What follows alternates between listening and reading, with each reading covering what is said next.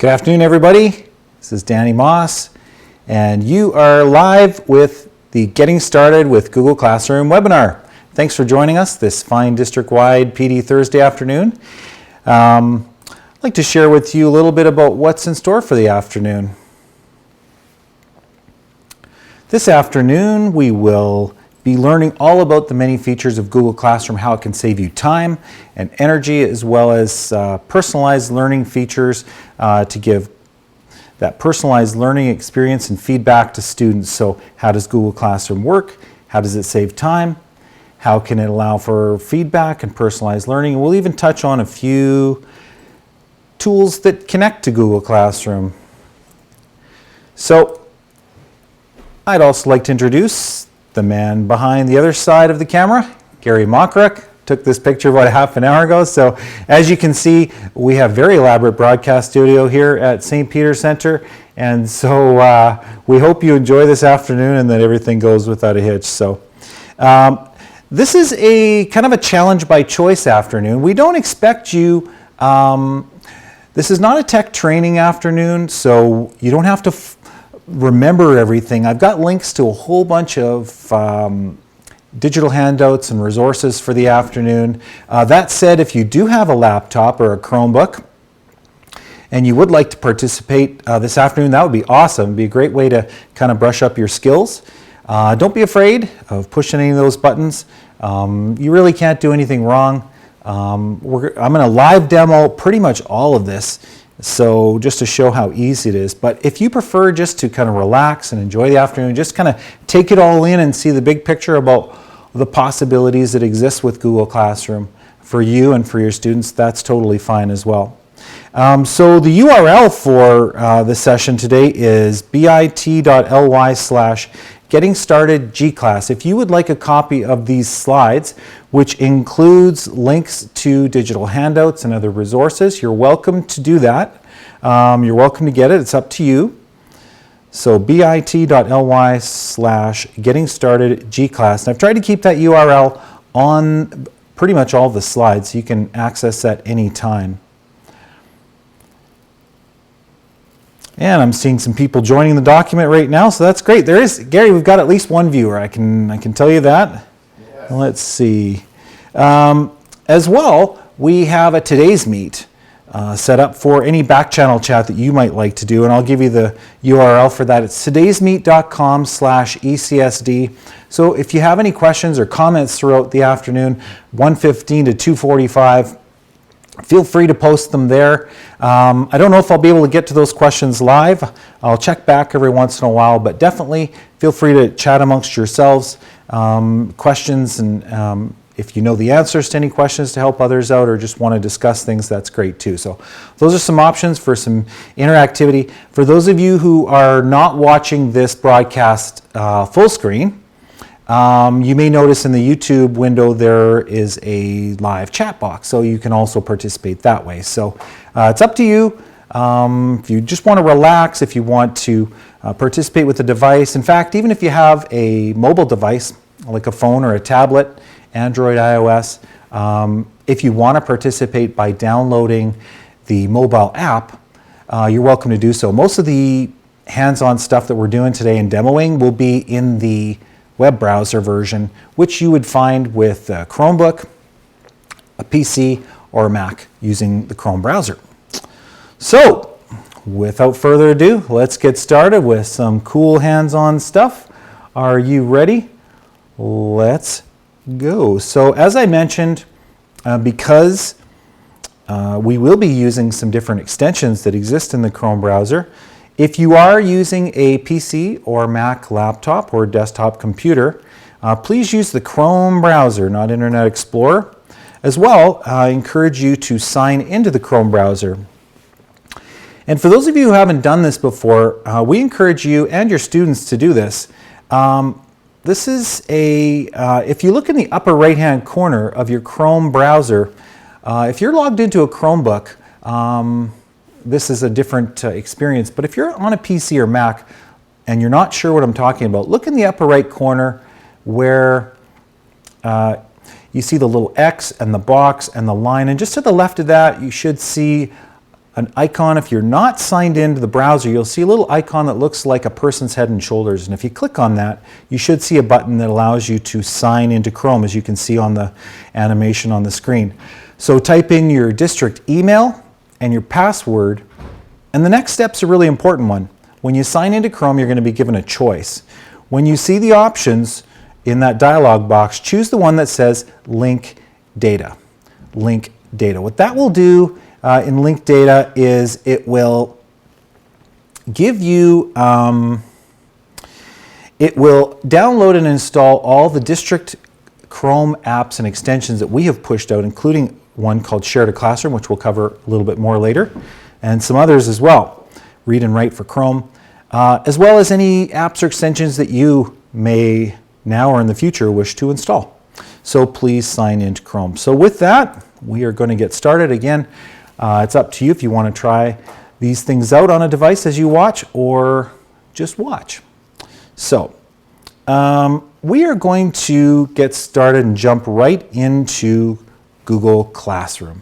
So Google Classroom is a website, if you're on your browser, and it is at classroom.google.com. So I'm going to go there right now. I invite you to do the same if you've got a device in front of you. Classroom.google.com, or you can just do a Google search for Google Classroom. It's really up to you.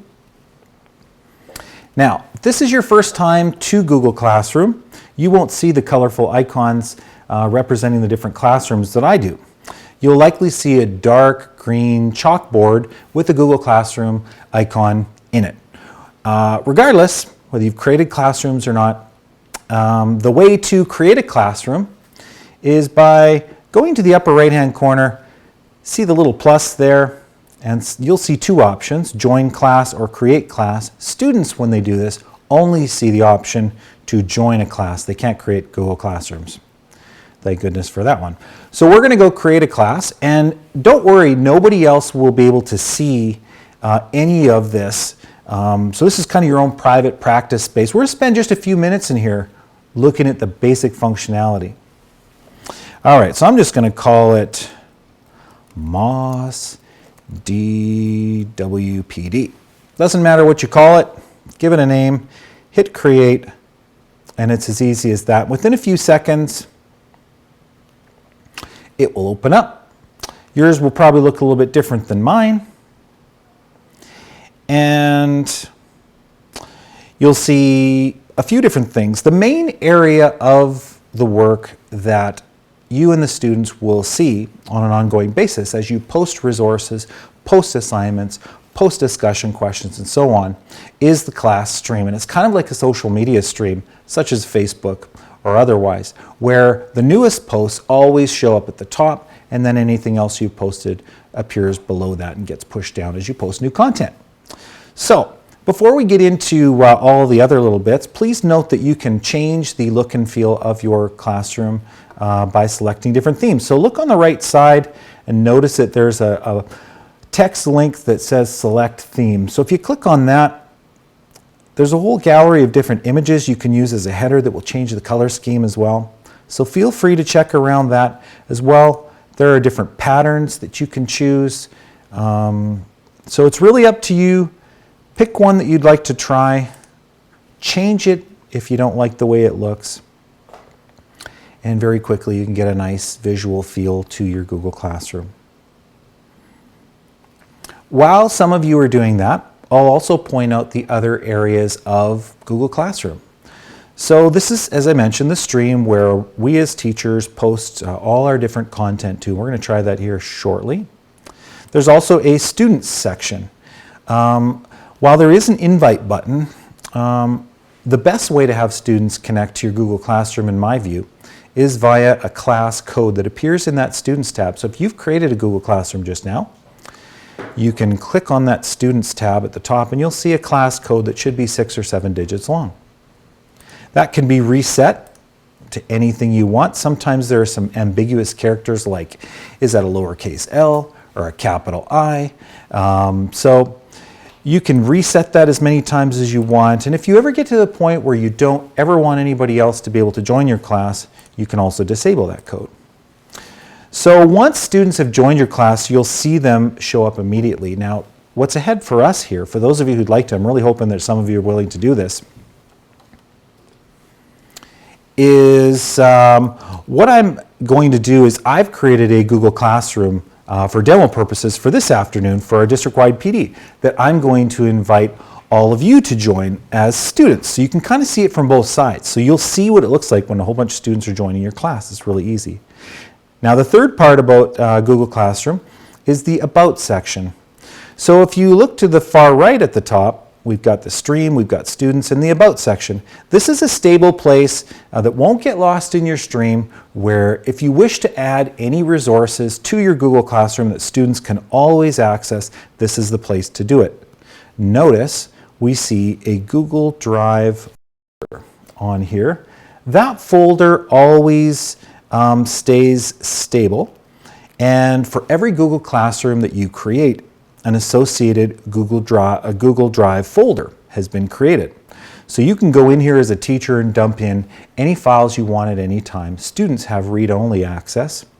As well, there's an area just below that for class materials.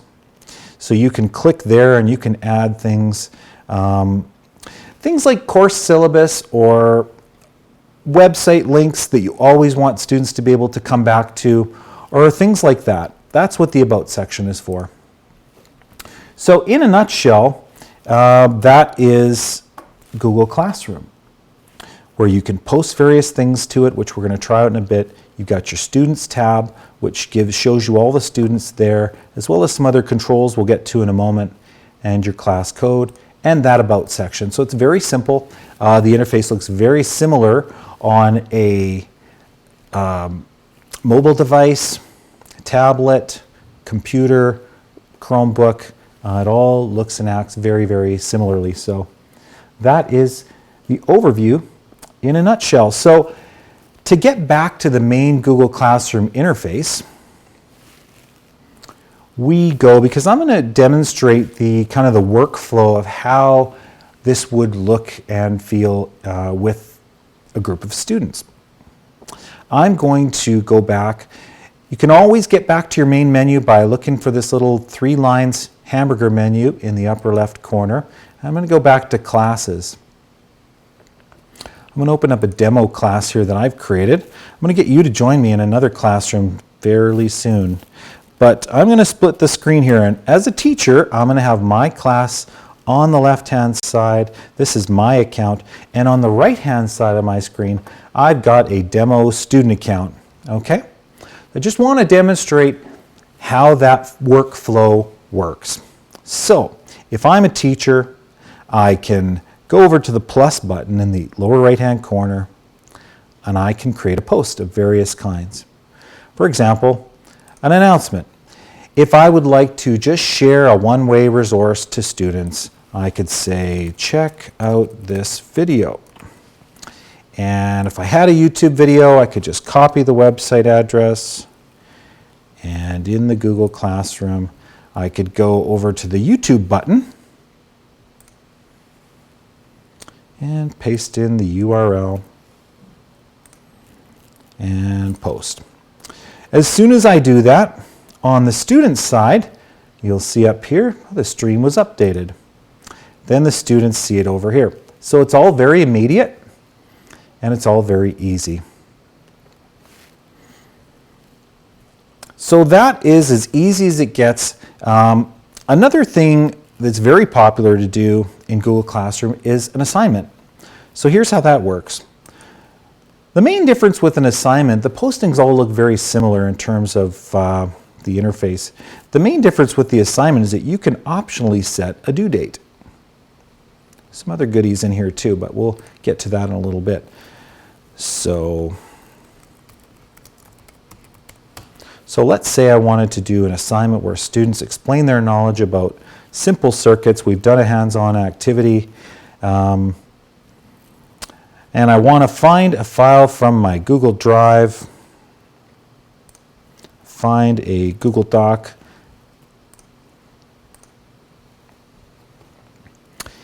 and I can choose a due date if I wish to. Let's say I choose the due date of next Friday. I can even set an optional time if I want for that due date.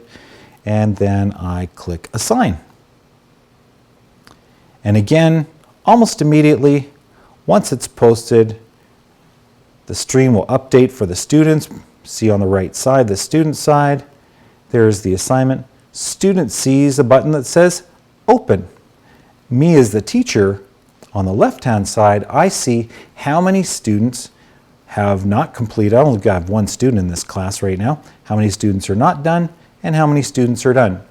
Very good visual cue there. So as a student, I click Open. Here is my assignment. I can open it up. I can do some typing. And I can, remember, with every keystroke of a Google Doc, it saves it so that you don't have to hit the Save button. And then as a student, whenever I'm ready, I can turn in the assignment, watch what happens on the left side. So the student has handed it in. Aha, this has gone from 0 students done to 1 student done. As a teacher, I open it up. I look at the student work. I can make any comments I wish to. We'll come to comments a little bit later. If I wish to add a grade to the student, I certainly can. But you know what? If you are posting grades in PowerSchool anyways, I wouldn't recommend that you type in the grades here. And you can change the point value on your assignment. By default, it is 100. You can change it to a different number or even say ungraded. But anyhow, whenever you've finished giving your feedback or your grade, you can select it and select Return. And again, I'll just move it over. So the student, automatically on the right-hand side, it shows that work has been returned. So the student could open it up and look at the feedback that you've given or see the mark that you've assigned, and even an option to resubmit if that was something you allowed. So that, in a nutshell, is the workflow of Google Classroom. So thanks very much for joining this afternoon. No, I'm just kidding. We're just getting started, but that is the big picture, okay? So what we're going to do now is I am going to invite you to join one of my Google Classrooms that I've set up. So I invite you at this time to, if you're in one of your own demo Google Classrooms, to select that hamburger menu and go back to Classes. And this time, you're going to click on this little plus and choose Join Class. Join Class. And you'll be given a little box that looks like this, that you'll type in your join code, okay? So, I'm going to give you that join code here in just a moment. So I have a Google Classroom called MOS District-Wide PD. And here is the join code. I'll make it nice and large on the screen. All right, Gary, this is a good test here. We'll see if anybody's actually watching or if anybody actually wants to join this classroom. I really hope they do. So this is the join code 5ZIVYV. And I really would love it if a few people join this Google Classroom for demonstration purposes this afternoon, if you join as a student. If you do, you'll be able to see what it looks like and experiences. Oh, wow. We have immediately like 20, 25 people. This is good. We've got a few people watching today. This is great. All right, so I'm going to lower that. I'll bring that code back, but check this out. Immediately you can see how many students have joined your class. It's a very simple process to have your students join that class. So I'll put up that join code once again for those people who need it. 5ZIVYV. Unfortunately, there's no way to create your own unique code, but just keep hitting that reset button in your Students tab for the code until you find one that kind of works for you. This, by the way, is a Chrome extension called Crafty Text, which when installed allows you to type anything on the screen and it just appears nice and large over top, kind of semi-transparent over top of whatever else you're doing. All right, so you can see very quickly how easy it is to see all the students that have joined your class. There they all are. That is wonderful. Thank you very much for all joining. So I'm going to go back to the stream at this time. And here we go. All right, so I'm going to be live demonstrating. There's nothing here on the class stream right now. I'm just going to be live demonstrating here this afternoon. And I'm going to start by posting something called a question. So the question post is a very interesting one. It gives us a couple of different options. And I'm going to use the question right now to do a multiple choice poll. So my question is, what device are you using right now? Option 1, PC laptop. Option 2, Mac laptop. Option 3, Chromebook. Option 4, desktop. And option 5, mobile device. All right, so I'm going to keep these settings as they are. And then I'm going to hit the Ask button.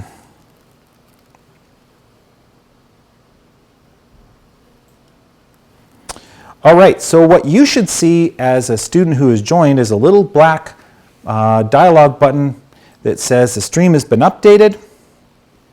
So what I would ask you to do right now is to click on this question and then select one of the poll answers. Now, we have about I would say about what, Gary? About a 15-second delay between our live stream, 15 to 30-second delay. Oh, wow, people are already answering this, so this is great.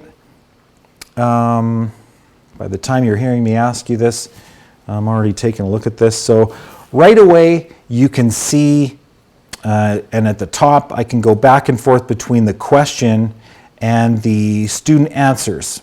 Okay, so the students can also see, if I wish for them to do so, I can have them see those answers. Now, I've used it as a poll here. You can theoretically use it as an exit ticket where you want them to type in or make a selection for a correct answer or not. It can be graded if you wish to, but I kind of like using it as just sort of a live poll right within your Google Classroom.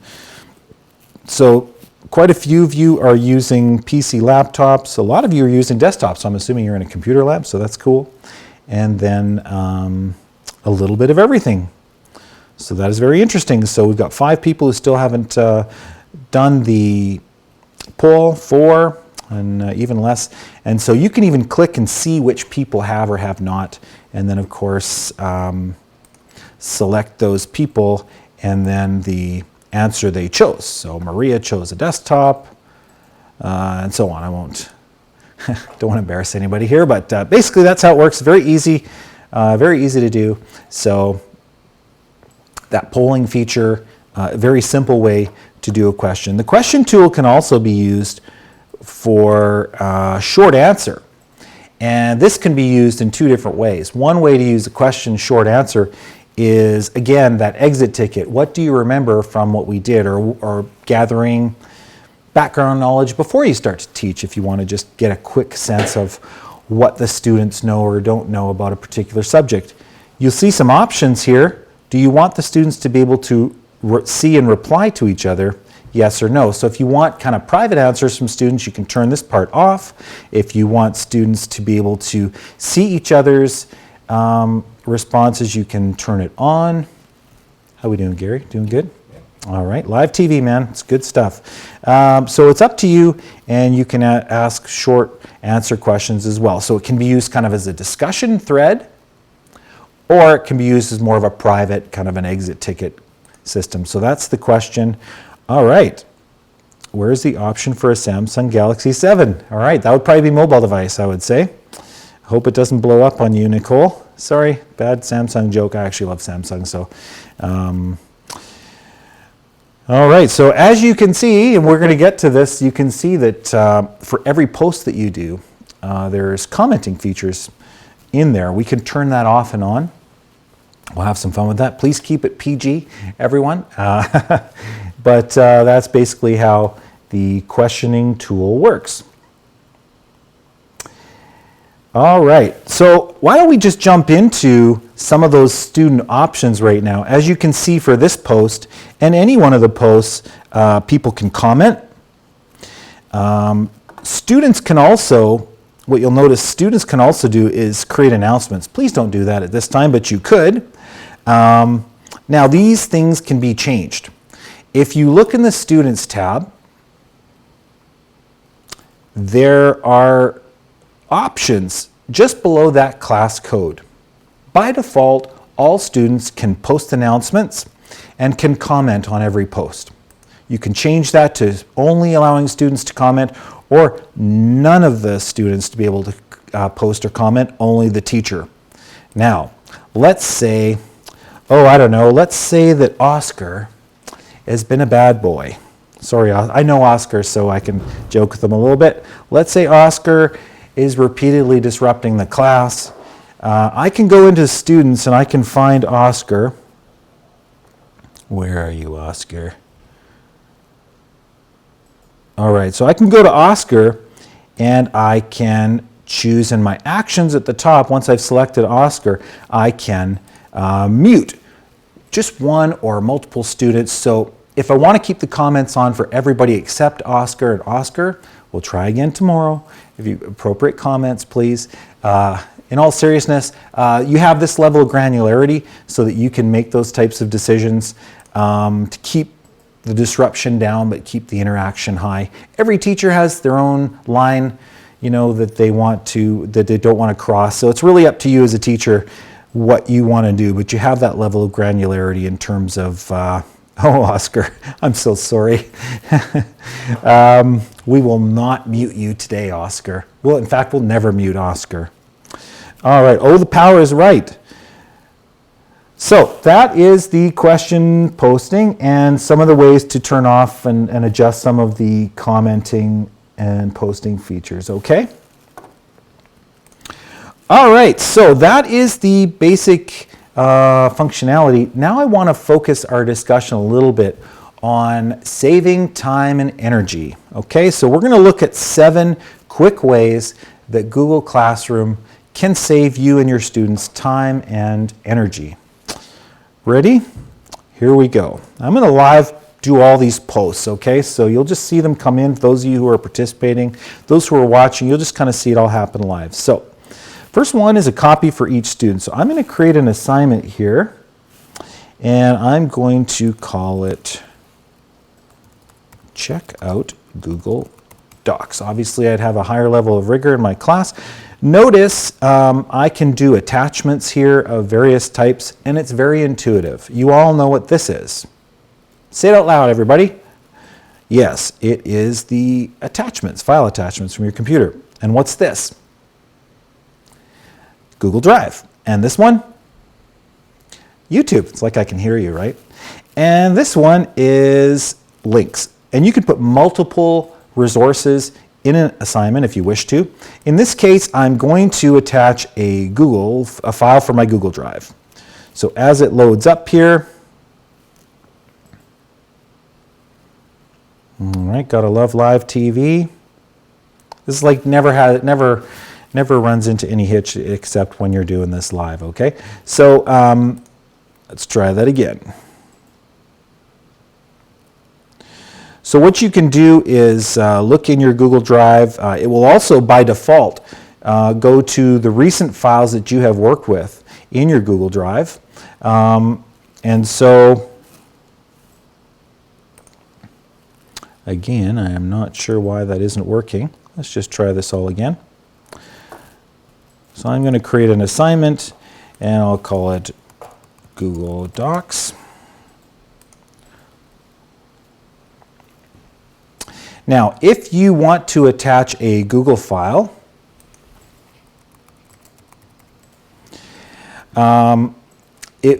you can, there's a really nice feature available. All right, live TV, everybody. I think we broke the internet just now because I'm not seeming to be able to connect to my Google Drive. This has actually never happened before. So there we go. There we are. So let's say I gave you this particular one, this Google Docs. All right, so we have 3 options for sharing it. By default, you can just view the file. Do I want all the students to edit a file at the same time? If you've seen multiple people on a Google Docs, it's pretty cool, but it can also be pretty crazy. This works a lot better with something like Google Slides. But what I'm going to show, one great time-saving tool, make a copy for each student. All right, and so I'm not going to attach any due date to this. I'm just going to hit assign, and within a few moments you should see your class stream update. Now, what you should notice, in fact, I'm going to go back to my demo student account, and I will just have my student join this class.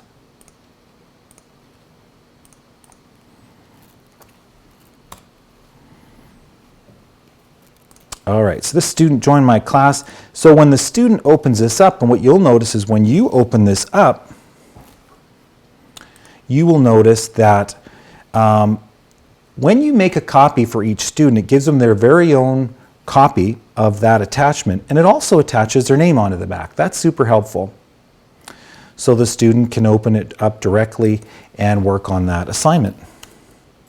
All right. So that is time saver number 1, a copy for each student. Now, another cool time saver that we're going to look at, number 2, is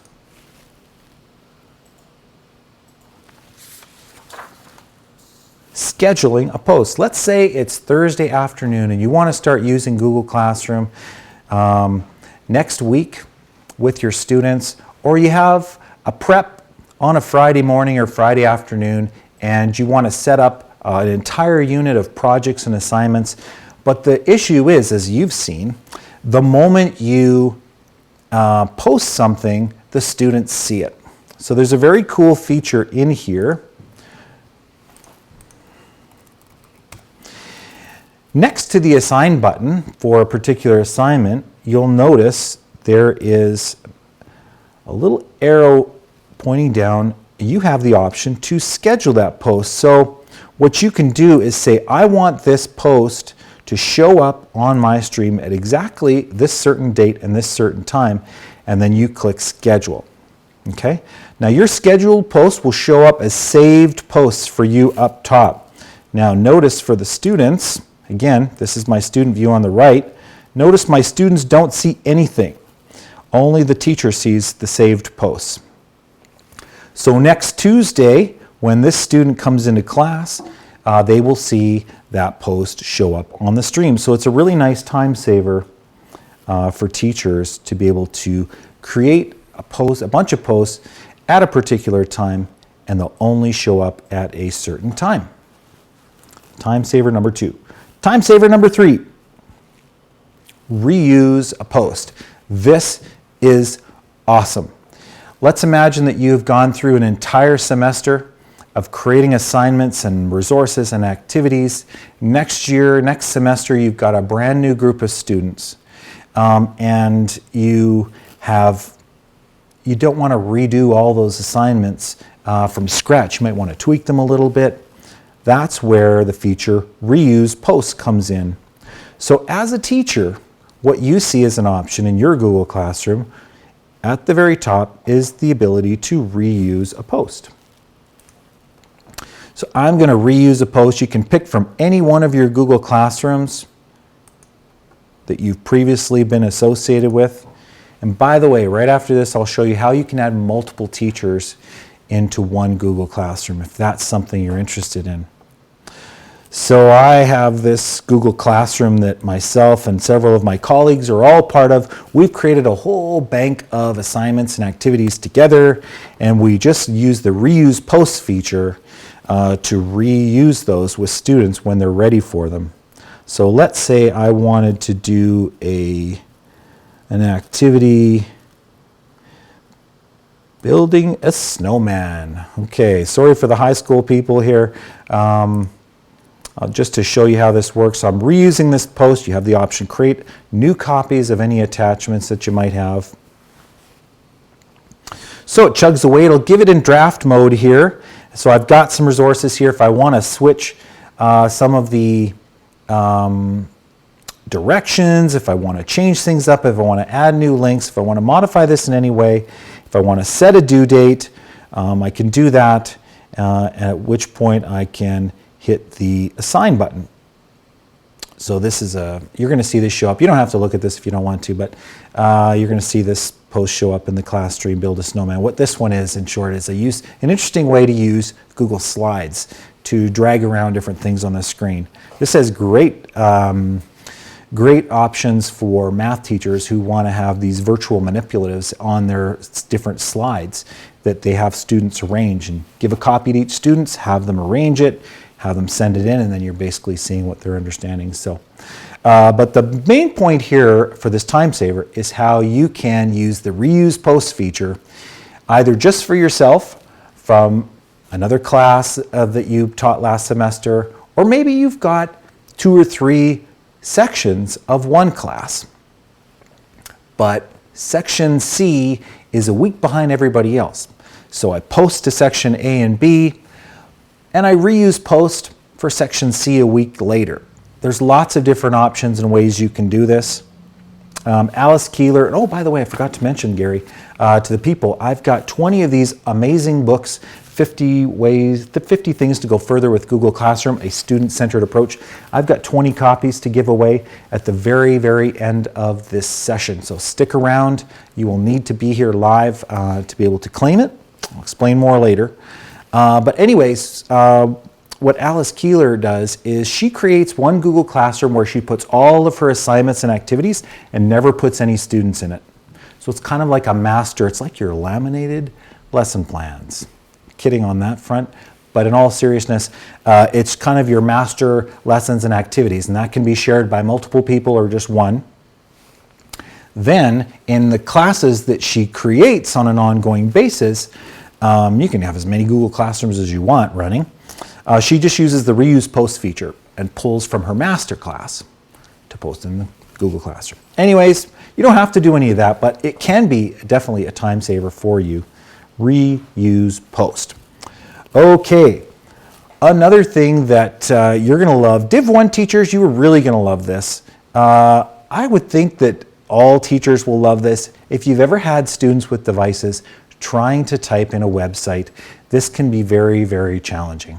So I want to share with you a tool to save you a lot of time called the Share to Classroom extension. This is going to be cool. This is going to blow you away if you haven't seen this. So let's say I have a news article. I've got a news article from the Edmonton Journal about the STARS Air Ambulance. And let's say I want to share that with all the students in my class. Here's how I do it. By selecting the Share to Classroom extension at the top, I find the classroom I want to share it to, Moss District-Wide PD in this case, and I'm going to push to students. So what you're going to see happen, oh, you know what, Gary? This is going to happen faster in real time because they're about 15 seconds behind in this live stream. So what just happened was I pushed a live website to you. So you'll see for that student account that I had open here on the left side of my screen, it just opens up the Chrome browser. Any student who's signed into the Chrome browser, you have to be signed into Chrome because we've pushed this extension to everybody, and you have to have that extension. If you're signed into the Chrome browser and you're in the Google Classroom, your browser gets taken over as a student, okay? Now, students can use this Share to Classroom extension to share websites back to the teacher live. However, that could go horribly wrong, as I'm sure you can imagine. How it actually works is with the Share to Classroom extension for students, when students share, you can try it out. If you want to go to a different website, please keep it G-rated. please and thank you. And push to teacher, again, just click on that share to classroom extension. You'll find the Moss district-wide PD class, share the option push to teacher, and what you'll see happen is I will see a little notification show up on my screen, and all these websites will sit nicely in this little tray down here, received from students. It will not take over my computer. There's one. Thank you, John.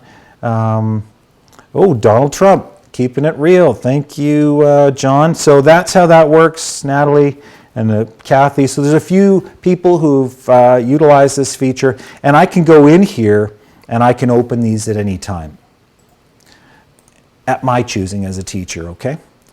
So that is one way to use the Share to Classroom extension. When you're live with students, I have to tell you, unfortunately, these Chrome extensions do not work on mobile devices. So iPads, cell phones, smartphones, they don't work. Android, iOS, doesn't matter.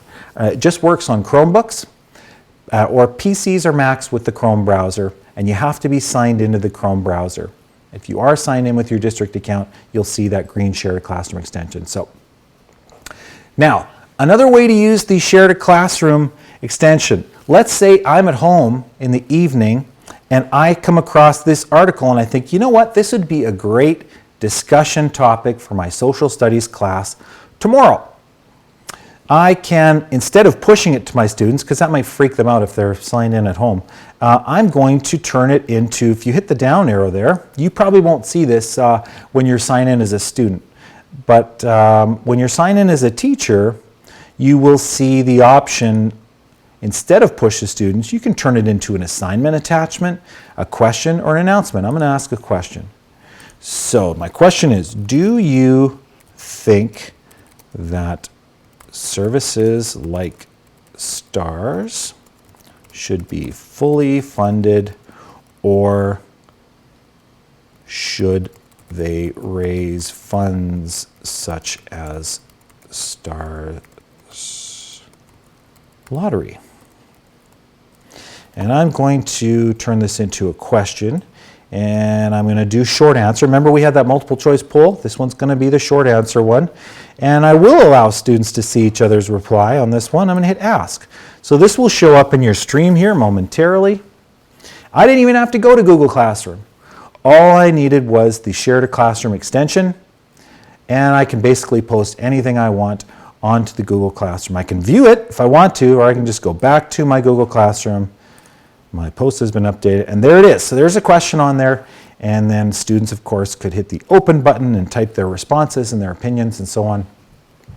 And that's how the threaded discussion question looks. So that is the Share to Classroom extension, time saver number 4.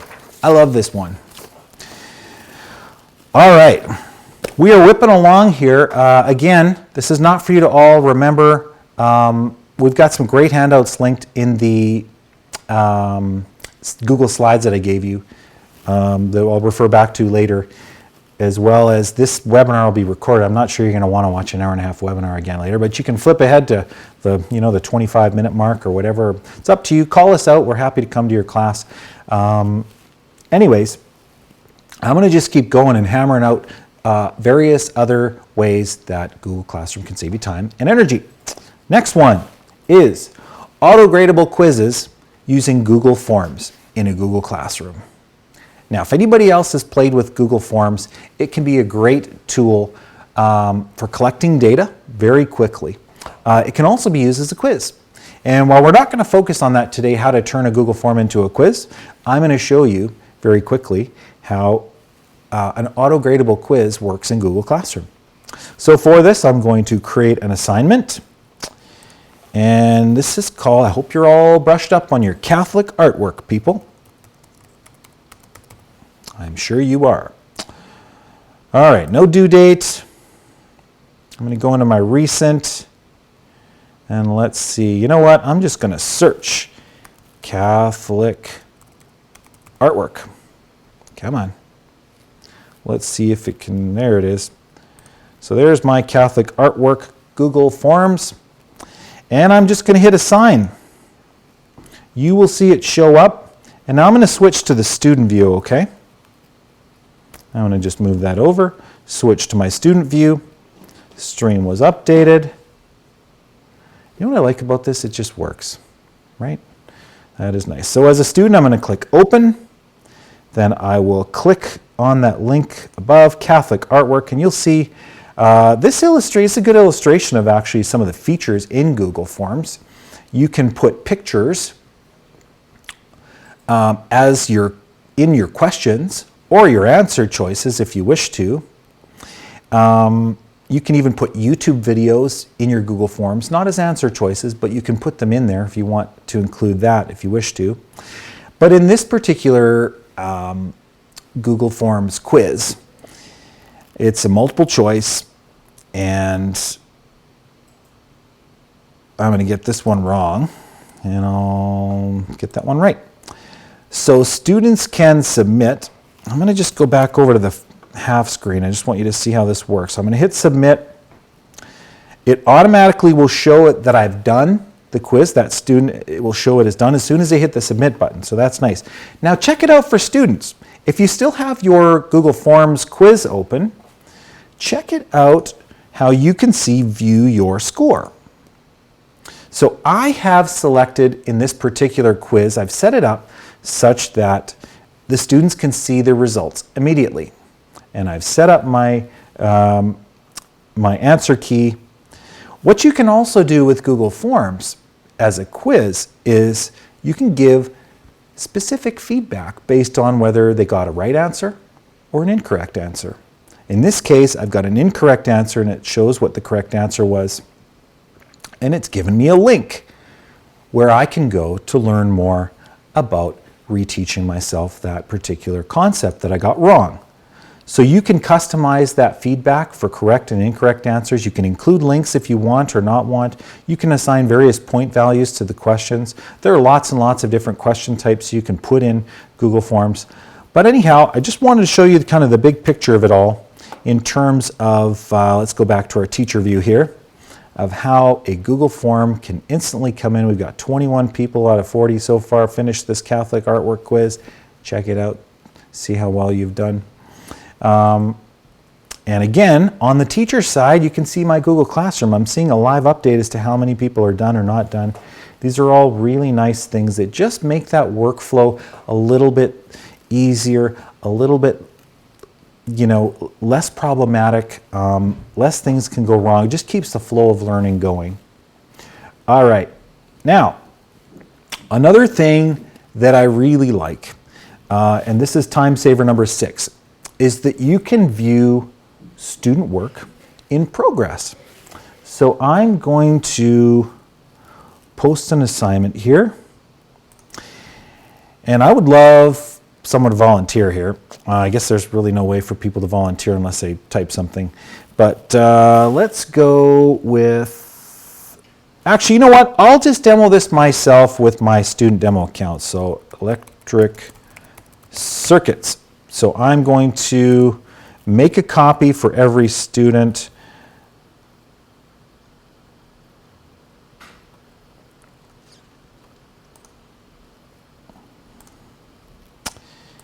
I'm going to make a copy for every student. I might have already posted this one in here, so sorry if I've done that to you. All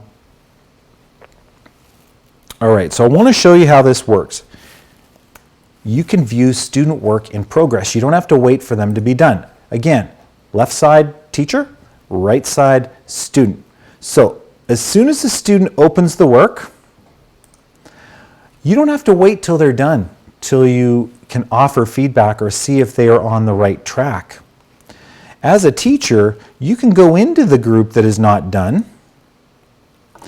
and you can take a look at their work. Let's see, where is my 8606 student demo account? By the way, if you want to borrow that 8606 student demo account, there we go. So there's their assignment in progress. As a teacher, I'm going to open up their work. And as the student is typing here, the teacher can also see that work in progress. And the teacher at any point in time can offer feedback. Now, you can write on their document, but I wouldn't recommend it. The better way to give them feedback is to use the built-in commenting feature. Watch what happens the moment I highlight something in Google Docs. Do you see this show up over here? See that? I'll try it again. So the moment you highlight something, the comments box opens up. So I could say, don't forget what we learned in class today, Danny, and comment. And the student will immediately see that comment show up. So the point is, you don't have to wait until students are finished their work to be able to see their work in progress, offer some intervention before they hand it in, if that's something you want to do. Or if you just want to see, are they actually doing any work? So that is a nice option. Again, I can see all my students there. I'm not going to open up anybody's work live in progress. Don't want to do that to you. So again, nobody's handed it in, but I can still go check it out. That works with Google Docs, Google Slides, Google Sheets, Google Drawings, all the Google files. Those are the ones that work well to see that live work in progress because they're Google files, okay? For those of you who have questions about Microsoft Office documents in Google Classroom, hang tight. Towards the end of the session, I'm going to come to that. Some suggestions for how you can get those files that you've already spent a lot of time working on into Google Classroom. Not a problem. All right, our final piece, our final time saver. I'm going to go back to my student account for this one. This is my student work that I am working on. The final time saver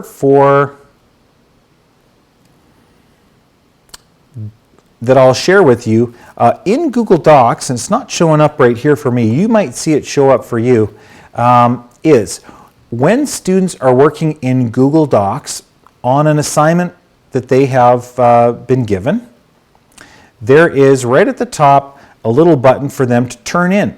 So right from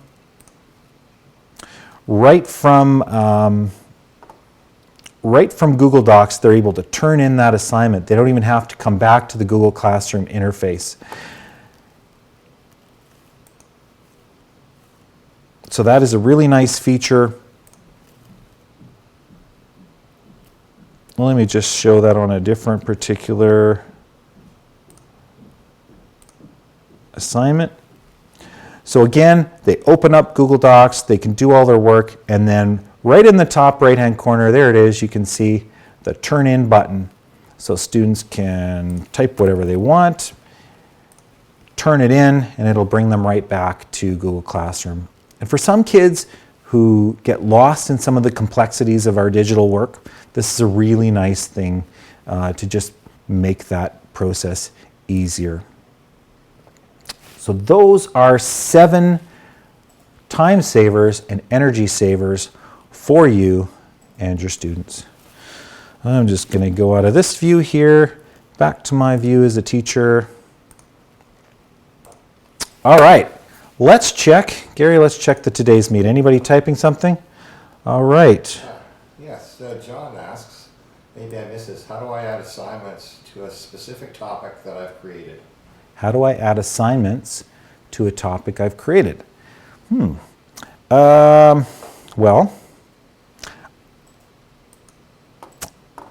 I think I've demonstrated how to add the, oh, I see. So what you may notice over here on the left-hand side, if you're in your teacher mode, actually and the student mode too, you'll see a topics section. When you create a posting, as you can imagine, if you're using Google Classroom a lot, this stream can get long and it can get very difficult to navigate. And so what you can do for yourself or your students to help navigate the long stream is to post almost like tags. So if I want to share a resource, I can assign a topic to it. I can create a topic, and the moment you start creating topics, your list will get longer and longer in your Google Classroom. So I reused a post that already had a GAFE for Littles, remember that Build a Snowman one? So you can create a topic, and different people choose different ways to create topics for Google Classroom to filter out those posts. Sometimes teachers will do chapter 1, chapter 2, chapter 3. Sometimes teachers will do different types of work like quizzes, review, assignments, class activities. So you could really, it's really up to you, but whatever helps. So I'm just going to call this tag, this topic fun. Really is nonsensical, has no meaning for what we're doing here. But the point is, as soon as I've done that, I can now filter out my stream. So if I just click on the fun topic, it will filter out my stream, only show the single post or however many posts are tagged with the tag fun. So John, I hope that answered your question. And that's how topics work. Before we leave and focus on, our next section is going to be on personalizing that learning experience and feedback for students. Before we leave, I want to show you how to add in co-teachers. This could be very relevant towards you in your situation, then again it might not. In the About section, now this won't show up for you if you're in my Google Classroom right now as a student, but if you're in as a teacher, if you go to the About section of your Google Classroom, you can invite teachers in, okay? And you can start typing their name. So let's say I wanted to share this with Livia, parody. So I could find Livia right here and I could invite Livia if I wanted as a co-teacher, okay? You can invite in, I believe the limit is 20, up to 20 co-teachers in a single Google Classroom. By the way, I think the student limit is like 1,000. So if you want to even use this for clubs or various other things, there are ways you can kind of use Google Classroom. But anyhow, you can invite the teacher, and then when the teacher goes into the Google Classroom interface, they'll see a little button that allows them to either accept or decline the invitation. I think they also get an email invitation by default. So it's very easy to do that. So I'm going to invite Livia here, and at any point in time I can remove Livia. This is handy for departments or grade partners. This is handy for, guess what, subs coming in tomorrow. I want to add a sub to my Google Classroom. You know, it can be a great way to do that. Or someone's on a maternity leave and you want to kind of transfer ownership in a way to someone else. There are lots of ways you can bring other people into your Google Classroom.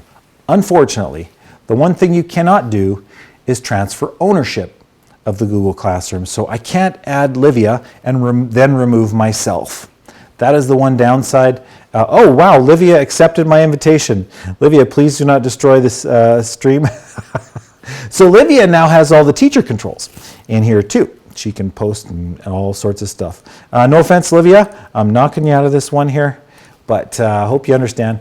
Anyways, a very simple process to add and remove co-teachers.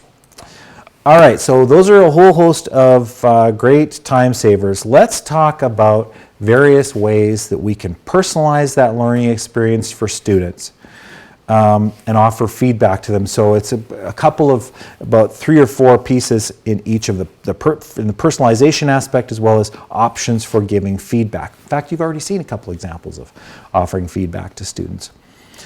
Because teachers love to be able to do this if they can, but it can be time consuming to be able to personalize learning for students to any great degree and to offer feedback to students. So we are going to look at 6 ways that Google Classroom can assist in this process.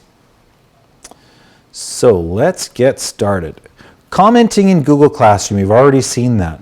So one of the ways to personalize learning and offer feedback is by anyone can post comments. What's even more effective if you want to make it one-to-one feedback for students. Remember, I'm going to go back over to my student view. Just close a couple of these. All right. So remember that assignment that my student handed in on electric circuits. I can go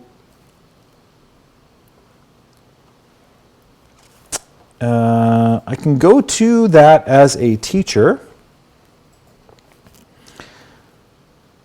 All right, let me go down to this Google Docs one. So here's one where the student has done it. The teacher, when they are marking those assignments, can offer personalized feedback. So if I go into my list of students who have done this particular assignment, this student has done the assignment, I can go down here and I can offer private comments to that student.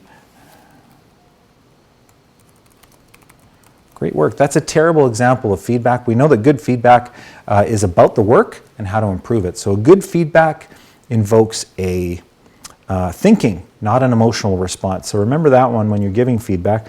But I can give a personal, private feedback to the student. In fact, we can even have a dialogue here. And then on the student side,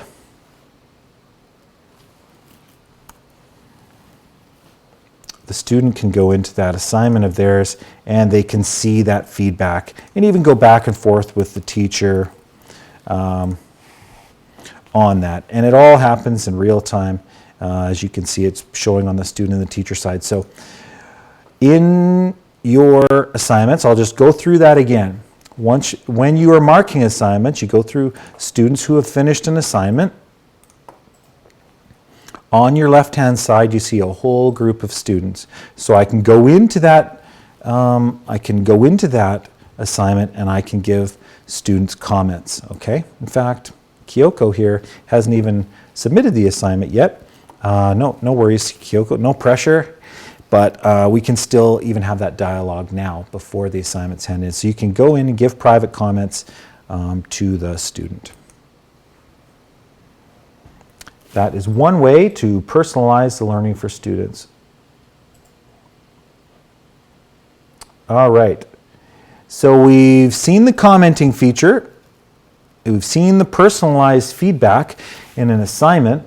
The third way to personalize learning, let's see. Oh yeah, Google Docs. Darn it, now I'm wishing I hadn't closed that assignment for the student. By the way, here's your Chrome tip of the day, everybody.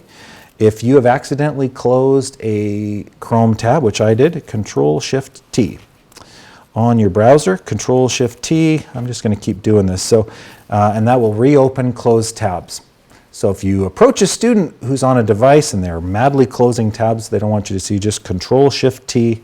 And if you forget that shortcut, go up into your Chrome browser right now, right-click in somewhere in the open, anywhere in the open, and you'll see that option there, Reopen Closed Tab, Control-Shift-T. And you can keep doing that like 10 or 12 times. It'll reopen several different tabs. Anyhow, what I'd like to demonstrate here is you may recall when I did the live demo how you could comment on Google Docs. This is a great way if you're using Google Docs. This also works with Google Slides to be able to offer comments. Anytime you highlight something in your work, you'll be able to leave comments for it. Let me just give you an example. So if I open up one of my documents, anything, if the student has submitted it, anything you highlight, you can then add a comment to. It's a great way of going back and forth with students. What you'll also notice is when you click on a comment that someone else has given you, or even your own comment, you can reply to it, so it now becomes a threaded discussion. So it's a great way of providing feedback in Google Docs and Slides to give comments to students. Now, having said that, giving feedback, even typing comments, can be very time consuming. So this one, I didn't know whether to put this as a time saver or a way to give personalized feedback, but it kind of counts as both. As a district, we have purchased the Read and Write for Chrome extension, which you may have seen. It's a little purple puzzle piece. We've gotten great feedback from teachers about it. Provides all sorts of literacy supports for students. However, one of the great features I love is a lovely time-saving feature for teachers. And it can also be used by students. But instead of typing out a comment, the Read and Write toolbar has leveraged Google's commenting features with a tool called Voice Notes. So in your Read and Write for Chrome, when you're in a Google Doc, this only works in a Google Doc. You click the little puzzle piece, and if you have Google Read and Write for Chrome activated, you'll see several options on here. This one here, Voice Note, puts a little microphone at the very top of the screen and gives you up to 1 minute. Let's try this out. I hope this works.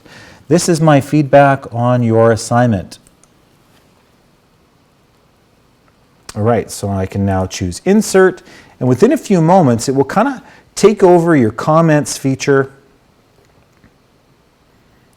All right, there it is. It shows up as all this kind of this weird link of gobbledygook, but the moment you mouse over it, it turns into a play button. Let me lean into my speaker. This is my feedback on your assignment. So this can be a tremendous time saver. If you have a laptop or a Chromebook with a built-in microphone or a headset mic if you're on a desktop computer, you can go through student work and you can rip off some awesome feedback using voice notes very, very quickly. You can go through different student assignments. You can really save time. So, and you know what? If students are even using their mobile devices, they can hear those voice comments. It's an MP3 file that's automatically saving in your Google Drive. So MP3 files play even in mobile browsers on almost every device. So it doesn't matter where the student is listening, they can actually get access to that voice recording for your voice notes. Now, certainly voice notes can be used by students as well in terms of personalizing that learning experience. If they communicate better with their voice, that's one way. Maybe you want to have them quickly answer questions with their voice so they can highlight a question and use that voice notes feature with their Chromebook or laptop and quickly record their voice as a response. So it's really up to you, but definitely try the voice notes in Google Docs. All right, so we've looked at commenting, we've looked at private comments, we've looked at Google Docs comments, we've looked at voice notes. Now, here's a brand new feature in Google Classroom which I really, really love. One of the criticisms of Google Classroom in terms of making it a personalized learning experience was when I create an assignment, what you've noticed is that it goes to everybody. Well, you can now select from your class list who you would like that assignment to go to. So by default, it's all students, but if I only want this assignment to go to a certain group of students or an individual, I can do that if I wish to. And it will send that assignment just to that student. So I've sent it just to my demo student account, and what you'll see is that assignment opens just for them.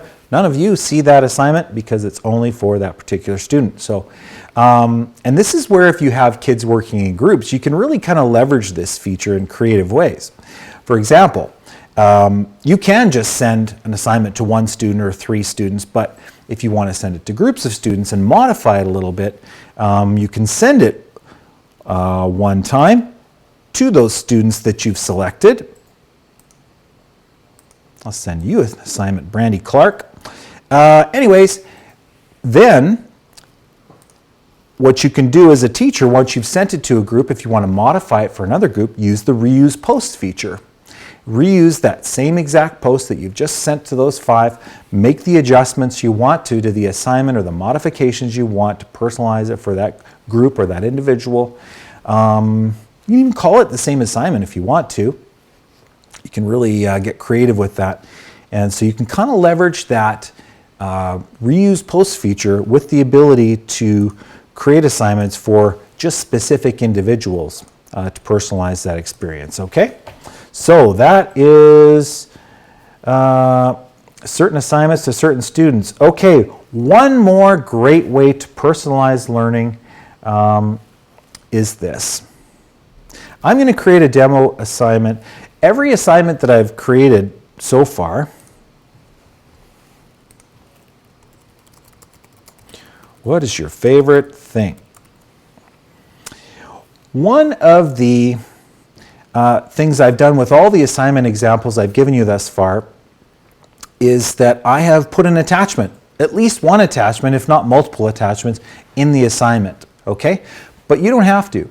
Different kids might want to use various different applications or different means to create an assignment or a project work. So in this particular assignment, I'm not going to attach anything to it. I'm just going to assign it. So you'll see this show up in your stream here in a moment.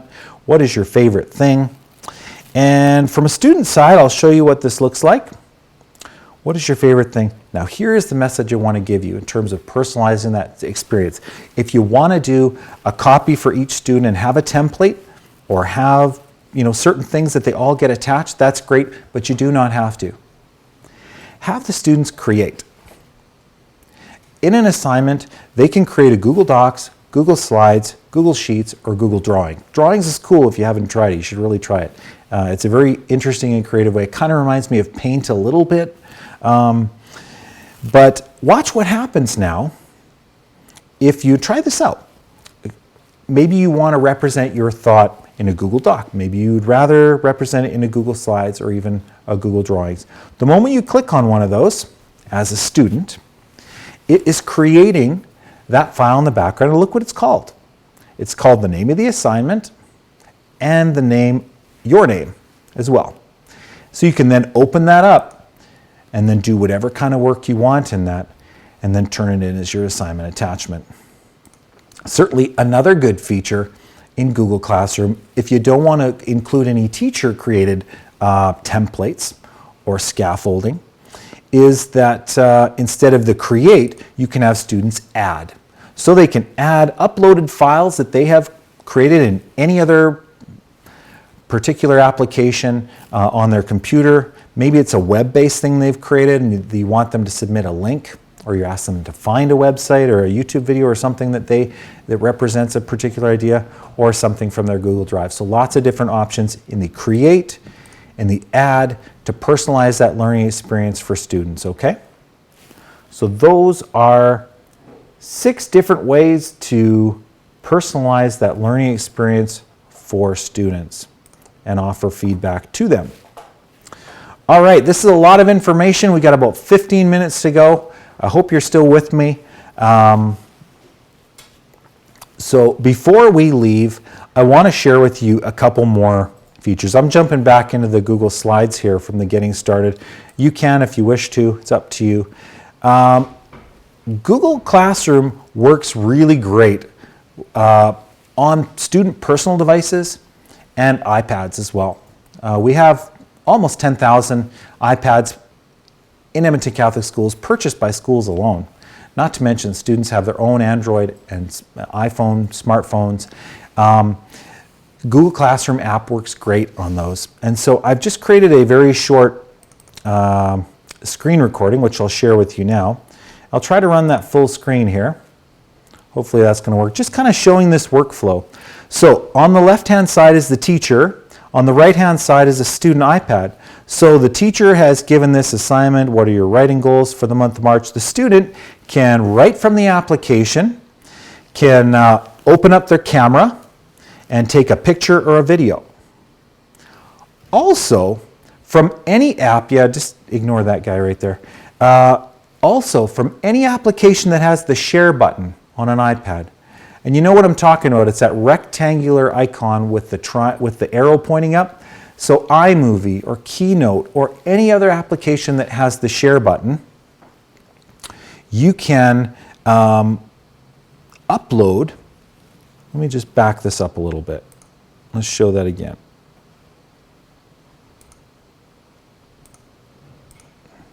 So,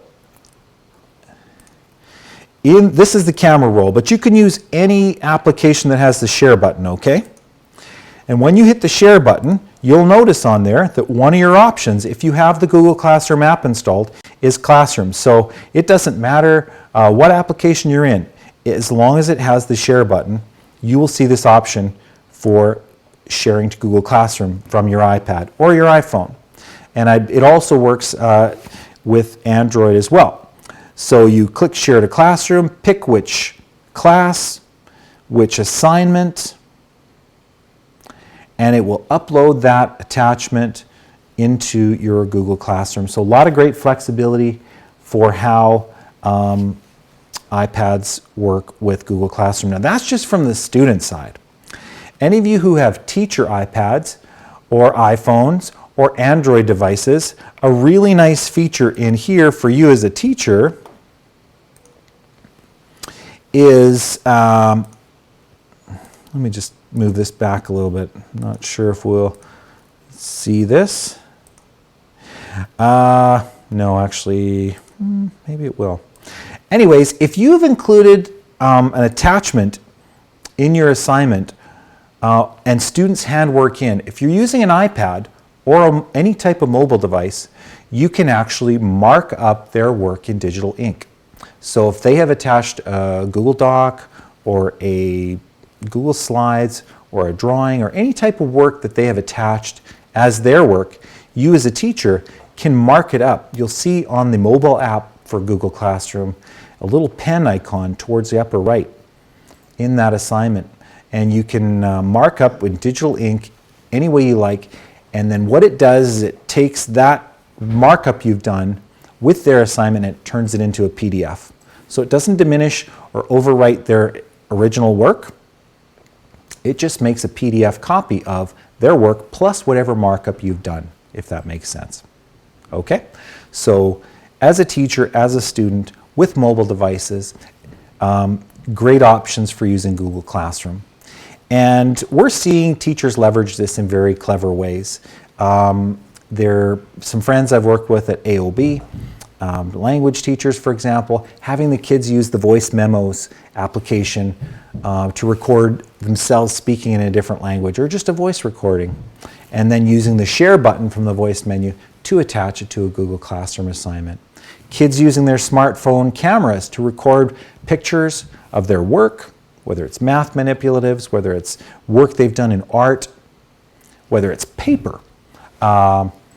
Just in my pal Roland Zimmerman's class in AOB last couple of weeks ago, start of semester 2, and he's having kids for their paper work that they're doing take pictures of that and submit it digitally so that they can keep the original paper and have it for studying purposes. And he's always got that copy digitally. He can then choose to mark it up if he wishes to.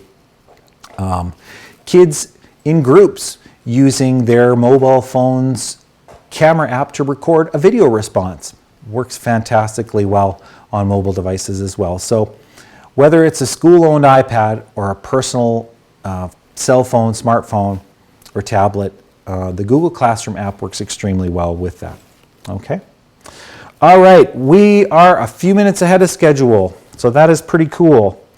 I'm going to share with you very briefly, there are lots and lots and lots of third-party sites that also connect to Google Classroom. For example, Discovery Education. Let me live demo this. So Discovery Education has a built-in Google Classroom functionality.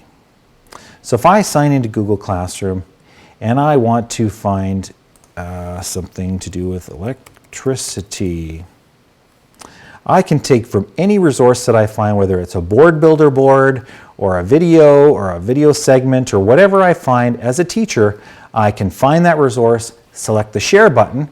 Guess what shows up as an option? Google Classroom. So I can send that resource to my Google Classroom, pick the class I want, and I can create an assignment or a question or an announcement just to share that resource. So Discovery Education has that built in. Once again, from any resource that you found in Discovery Education, look for the little down arrow and the share button, and that will give you the option for sharing to Google Classroom. A second example is Google Forms, as I mentioned. We've already done a live demo of that Catholic artwork. And there are several of these tools. There's a link in here into this slides presentation that shows several different sites that do connect with Google Classroom, and more are being added. There are over 20 million Google Classroom users in the world, and because of that, third-party developers are really clamoring to build in functionality that connects with Google Classroom. So here is a tool called Quizlet. So we know how important subject area vocabulary can be to helping students understand a concept. So for example, if Quizlet allows you to create study sets of different terms and definitions. You can do a search. There are thousands and thousands of pre-made ones. And once on here, once I either find them or create them, this is on the different planets, you can either use them as flashcards. Here's an example of a flashcard. Okay. Or there are several different types of games or activities that also involve those different terms and definitions.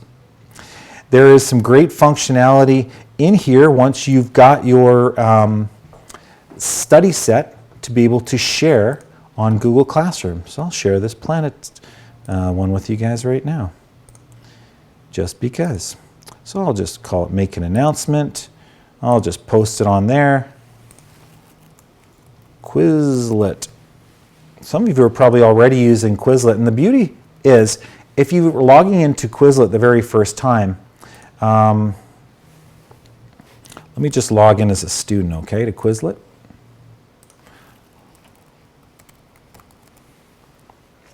If when I'm on the Quizlet website I choose log in, I can log in with my Google account.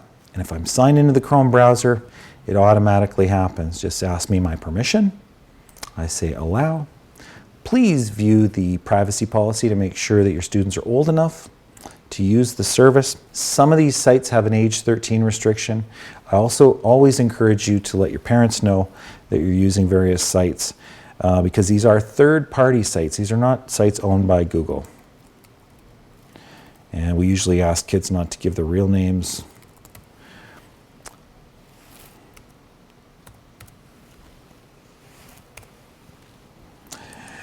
So anyways, the point is you can use your Google account to sign into many of these third-party services, and lots of them, including Quizlet, Discovery Ed, and many, many more, are connected to your Google account. Allow you to sign in. That makes it really easy as a teacher to not have to create and manage all these dozens of different accounts for different websites. Now, I'm going to send this website out to you, myaccount.google.com. This is a really good one. I'm going to push this out to you, okay? Hope you don't mind. So get ready for it, because here it comes. This particular site is a really good one to teach students how to use. This has nothing to do with Google Classroom. This is just general Google kind of awareness, okay, when using Google. Remember I mentioned you can connect all these third-party services to your Google account? Well, on myaccount.google.com, it's a great one to share with students and with parents. What different sites have I connected to my Google account? Well, I'm in my demo student account. Right in under sign in and security, you can see all the connected apps that are connected to your account. And at the click of a button, you could see what do they have access to, and at any point in time, you can remove. This is a great one to share with parents as well. You can remove those privileges from your account. So another good reason for using your sign-in with Google on the sites that allow that, because it allows you to see all in one place. Now, as a teacher, you don't see all your students and where they're signed up. But this is a good thing for students to know themselves if they're old enough to understand that, and or their parents. All right, 6 minutes left. I'm going to go over to my teacher account once again. It is time. by the way, I've given some links here for other resources you might want to use. Also, remember at the top, slide 2, there is a Google Classroom guide here that's linked, and we've created a whole bunch of these things we call Giddy Up guides. They're a little bit cheesy, but we hope they help. This can really get you up and running if you forget how to do something we've done here today. And there's a link to more Giddy Up guides. So this one shows how to create an assignment in a Google Classroom and how to push those websites live and various other things to do. We've kind of got some some animations on those guides to help remind you, okay? All right, well, we're almost done. We have one thing left to do, and that is a prize draw. I've got 20 of these to give away, and at about 1:45, I had to cut it off at a certain point, so if you registered for this session at 1 o'clock, I do apologize. Your name wasn't entered into the draw. But I've got 20 of these great books by Alice Keeler and Libby Miller. Really great suggestions, time savers, excellent teaching practices for the use of Google Classroom. It's an easy read. It's only about 70 pages and very visual. Lots of great tips and resources, 50 things to go further with Google Classroom. So you may not want this. You may already have a copy. So here's what we're going to do. I've got 20 names on the next slide. If your name is there and you want it, you need to email me within 5 minutes. And I mean, I'll probably give you 6 minutes. But anyways, email me within 5 minutes, daniel.moss@ecsd.net, and confirm that you want it, and we'll send it out through IMC tomorrow. All right. Drum roll, please. And the winner of our 20 books are these 20 people. In fact, I will just go into presentation mode. These are the 20 people. Sorry, it's your last name and then your first name. So thank you very much to all the people who have signed up for this webinar. You people have won, and you've got 5 minutes if your name is on this list to email me. Oh wow, I'm already getting, Lisa's already emailed back. Wait a sec, Lisa, your name isn't even on the list, Lisa. Rusnak, okay. Your name has to be on this list for you to be eligible for the book.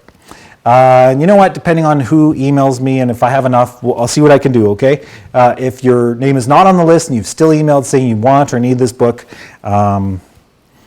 all right, Mike, lots of people, Lisa Hales, Michelle, people whose name is on the list, and even a couple people who are not on the list. Anyways, thank you very much for participating this afternoon. I hope you found some value. We're getting some really good feedback on Google Classroom. And if you are an Office 365 fan, fear not, because there is another great tool on the Office 365 side called Microsoft Classroom that you can do many of the same types of things. Not all of them. They have their slight differences between the two.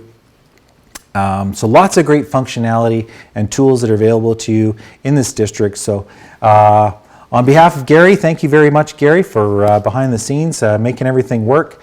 Thank you to all of you for participating. Have a great rest of the afternoon, and we'll talk to you later.